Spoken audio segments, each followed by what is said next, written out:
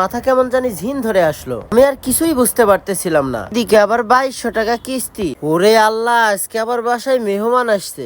আসসালামু আলাইকুম, সবাই কেমন আছেন? Subscribe please. জাকারি হোসেন 001। বিকালবেলা একটু বাড়ির থেকে বের হয়েছিলাম হাঁটার জন্য। একটু দূরে যেতেই চোখে পড়লো একটা আম। প্রথমে ভাবলাম কেরে আমটা এখানে পড়ে আছে কেন, কেউ হয়তো বা ভুল করে থুয়ে গেছে। আমটা টিপ দিয়ে দেখি পাকা। আমি দেখেই তো পাকা আম, লোভ লাগে গেল। কোনো কিছু না ভেবেই আমি আবার কামড় দিয়ে খাওয়া শুরু করলাম। দুইটা কামড় যেই দিছি তখনই আবার মাথা কেমন জানি ঝিন ধরে আসলো। আমার মাথা আর কাজ করতেছিল না। আমটা খেতে খেতে আমি ঢোলা শুরু করে দিলাম। একটু পরে তো আমার মাথা ব ব করে ঘোরা শুরু হয়ে গেল। আমি আর কিছুই বুঝতে পারতেছিলাম না। আমি আর উঠে দাঁড়াতেই পারলাম না।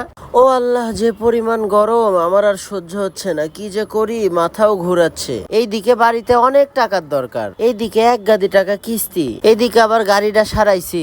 এত চাপ কি আর নিতে চাই, চলে আসে। যাই হোক, আগে হাত মুখে একটু পানি দেই। ভাগ্যিস পানিটা কিনে খাওয়া লাগে না। এইদিকে আবার 2200 টাকা কিস্তি। ওরে আল্লাহ, আজকে আবার বাসায় মেহমান আসছে।